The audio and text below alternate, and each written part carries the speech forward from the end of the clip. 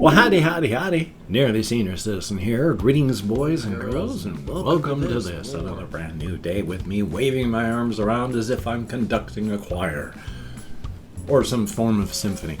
Anyway, though, welcome. Thumbs up. It's another day. It's Friday, the something of November. What is it? The 20th. Good Lord. Okay, it's the 20th of November. How about that? Thumbs up for that. Starting off quickly, because there's not a whole bunch, the Shelton, Washington Weather, Plague, Rat, and Spider Report. For the weather, it's raining. It was raining yesterday, it was raining last night, it was raining while I slept, it's raining this morning. So it's cold, and it's pitch black, and thumbs up. It's autumn/winter's coming up, and thumbs up for that. So there's the weather. Plague Rat Report. That depression, that situation just knocked me down. Yesterday I still could not go out for walkies.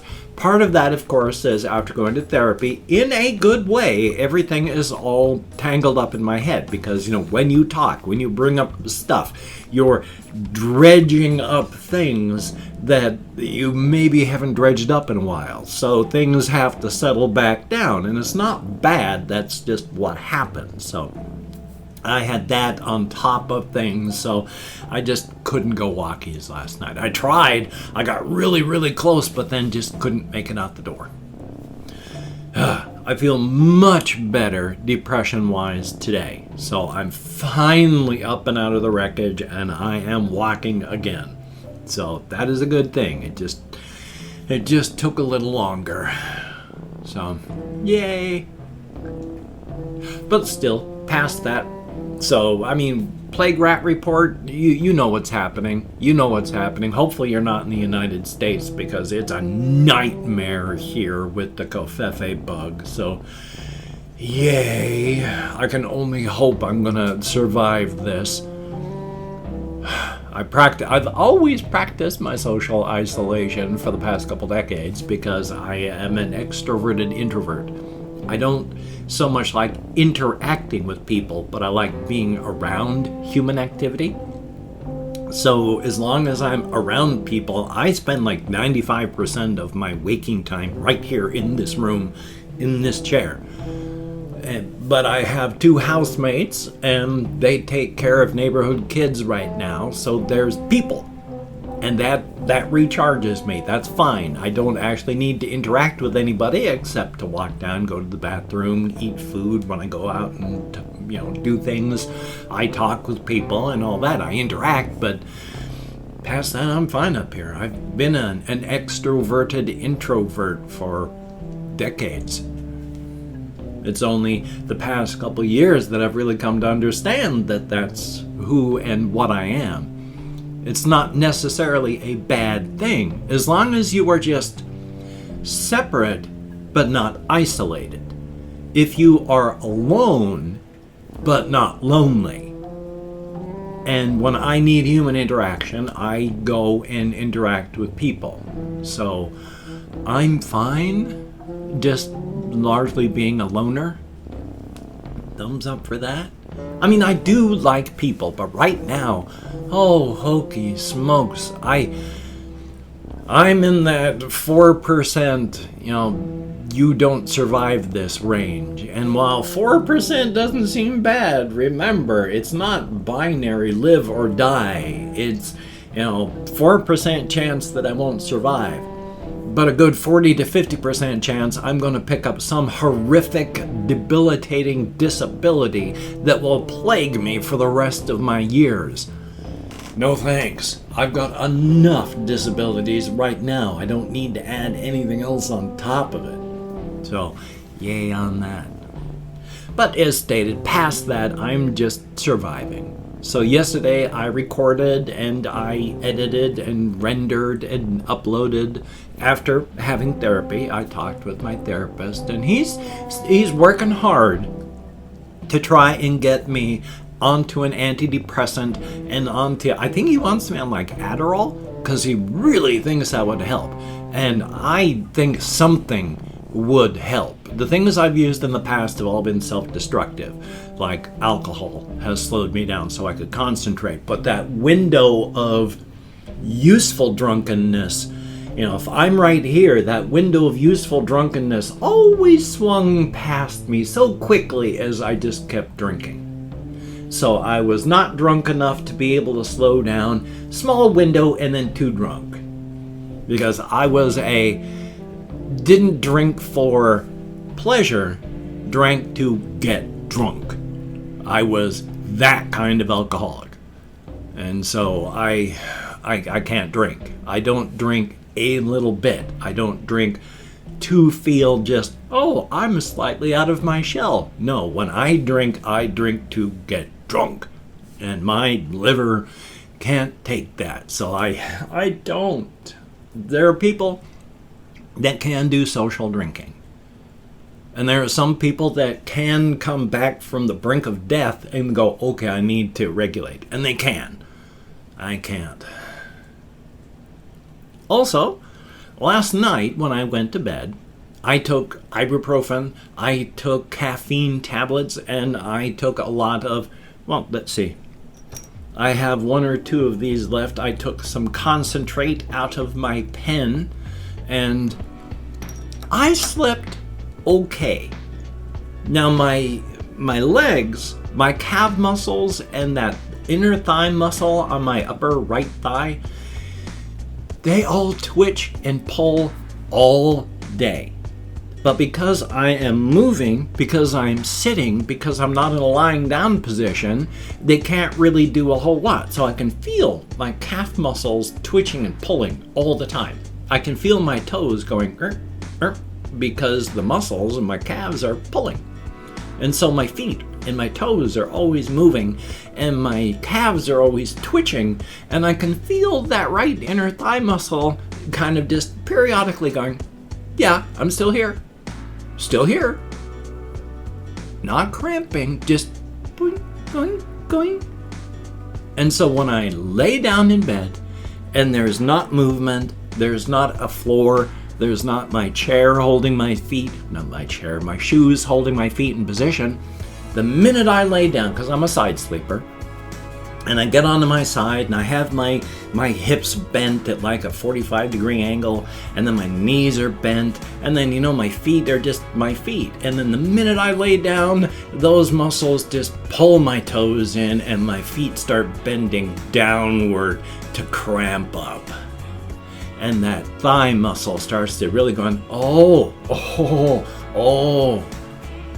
So I had to keep pulling my feet and my toes upward for like the first 45 minutes, because if I didn't, they were pulling downward and gonna cramp my calves, so I had to pull them up and fight with that. But eventually I was able to fall asleep. And I slept pretty well. It was like 3-ish when I woke up, because I can't even remember. Oh yeah, it was pain, of course, but not gut pain. I don't have any yogurt with the fiber in it, so my gut has calmed down. But now, because I don't move when I sleep, I just lay there like I'm dead. I mean, literally, I do not move. Because of that, I have to come up to full awareness and wakefulness to move. So I'm staying in one spot for a very long time. And when I wake up, oh my God, my joints, my shoulder joint, my hip muscles are just killing me. So I flopped over onto my left side with all of that pain in my body. And then having to fight, of course, my muscles going, oh, you're awake? Let's cramp. And so having to really fight to keep my toes up. And then my mask, my sleep apnea mask, just whistling and hissing, and I couldn't. 5 o'clock, I was like, good Lord, good Lord, good Lord. No, thanks a lot. So finally just got up, because the mask was whistling, the hose was just... When I first got the replacement hose that I have now for my sleep apnea machine, because there's a mask that I have to strap onto my head, and it's got a plug-in mask that attaches to the machine that's pumping air down the tube and into the mask and then down into my lungs. The previous tube had been the devil's tube incarnate. It was evil. This one's been pretty good. This past month, it's become the devil's own tube again. It's acting just like the old one. It twists, it turns, it coils, it falls wrong. It does all sorts of nightmarish stuff. And then the mask itself, like I said, I can turn it off because it ramps up over like a 45-minute period from low to, oh my god, it's an air compressor. But no matter what I did to turn it off and then turn it back on, it would burst out in such a way that it was just whistling and hissing and making so much noise. Oh, good lord, good lord, good lord. So yeah, I've been up since 5-ish, out of bed. And of course, I dress myself up on top of my bed to use my lower legs as little as possible. Dangling my legs off the edge of the bed is just begging for cramping and nightmares. So I have to dress myself, my lower body, as best I can on top of my bed and then swing my feet over and into my shoes as fast as possible. And even at that, I'm still fighting cramping in my calves just because my legs are bent that way. Once I'm standing, they're not going to cramp anymore, and that's good. But, oh Lord. Past that, though, not a whole lot. I mean, I've been thinking about all sorts of things, story-wise, and trying to be as creative as I can, and trying to remember all these things, and work on my cosmic horrors and such. And I wish I was able to concentrate and didn't have to spread this out over how long have I been talking about them now? Past year and a half?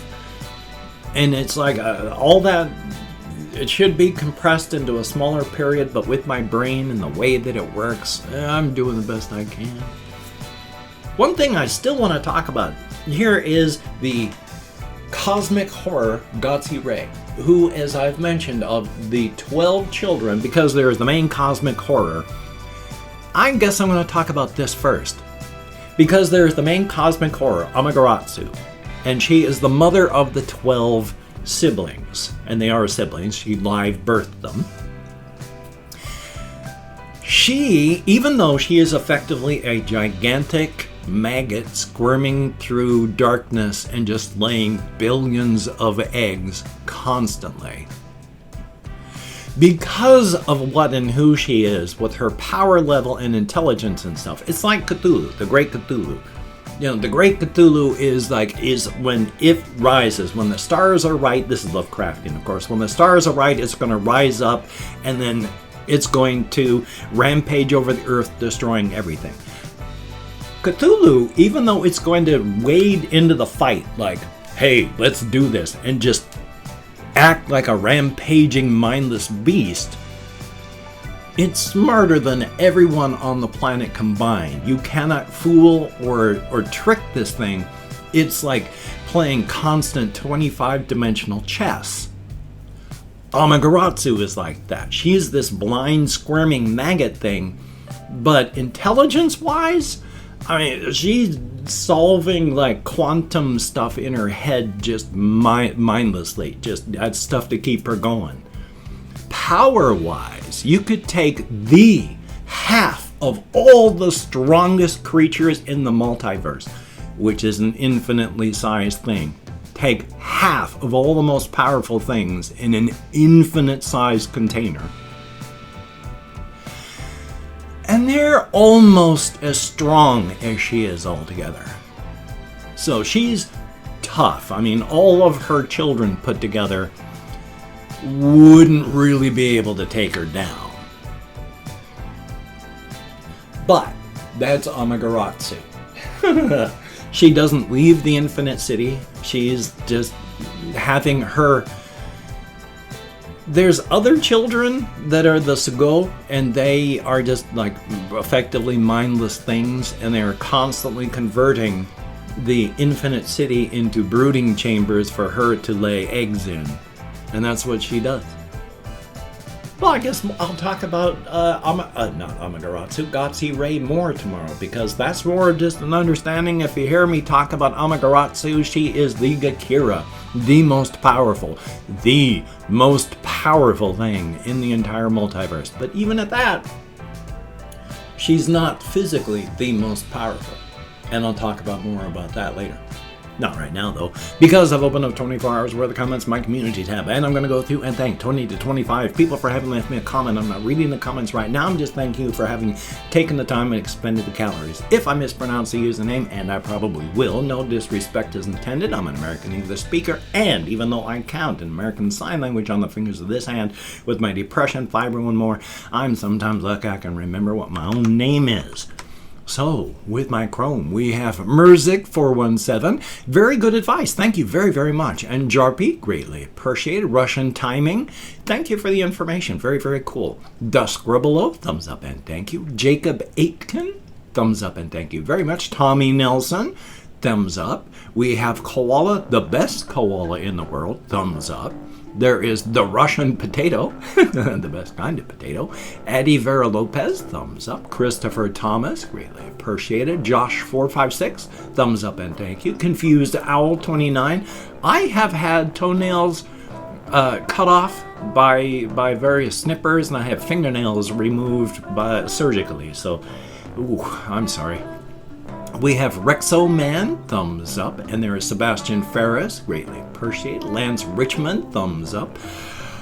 Prashamsa, and then a symbol, thank you very, very much. And then there is Tiny, greatly appreciated. Elenek, thumbs up and thank you. Haley G, greatly appreciated. We have Yui, and then an underscore, thumbs up and thank you. Christian, thumbs up and thank you. Chris Raven, greatly appreciated. Sean Vilar, good to see you in the comments. We have Omnicarp, I like the name. And Made in Canada, good to see you. Definitely a thumbs up. There's other people out there that didn't leave comments. I hope to see you again. There are people that have left comments that I only thank 20 to 25. So thank you for having left a comment, even though I didn't thank you. All of you get me out of my head, into the world, dealing with real people, and that's a good thing. You need to get out of the echo chamber of your own skull, especially when you're depressed. Thumbs up for that. If you could check out my various links down below, I have Twitter, Facebook, Patreon.com. That was a weird gasp of air. Patreon.com. If you could become a Patreon Patreon.com patron, don't know why I'm having so much trouble with my fingers today, that would be very, very cool. Definitely a thumbs up, like one of these beautiful and awesome people. If you'd like to help me out financially but didn't want to send money through the patronage, I have a PayPal link down below. And thank you very, very much. Somebody did send me $35 yesterday. Thank you so very, very much. I'm much closer to zero instead of negative 36 in my account. Thank you. And if you'd like to help me out without sending money, I have a PayPal link down below with things like cat food and hamster bedding, silly things, not silly things. If you could check that out, what am I doing that for? If you could check that out, that would be cool, but do not feel obligated. I do not feel entitled, and if you cannot donate or you simply do not donate, this hand.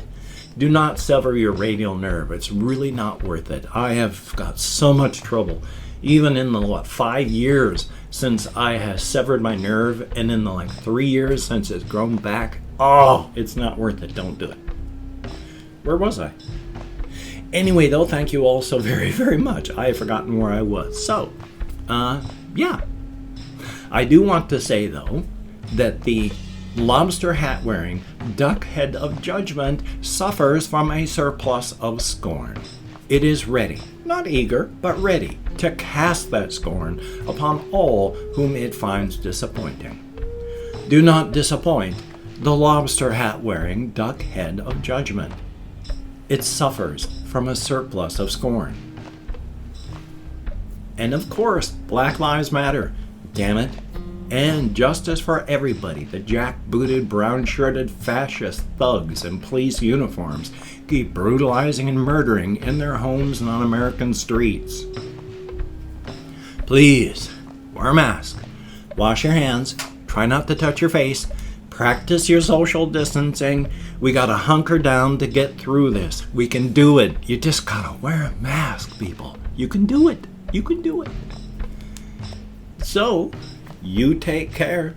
Have a great day today. I will see you on the flip side, my friend, and that is a very good thing. I have a video coming up, and that's a good thing. So practice your self-care. Be as creative as you can. Don't be hard on yourself. These are hard times. I will see you on the flip side.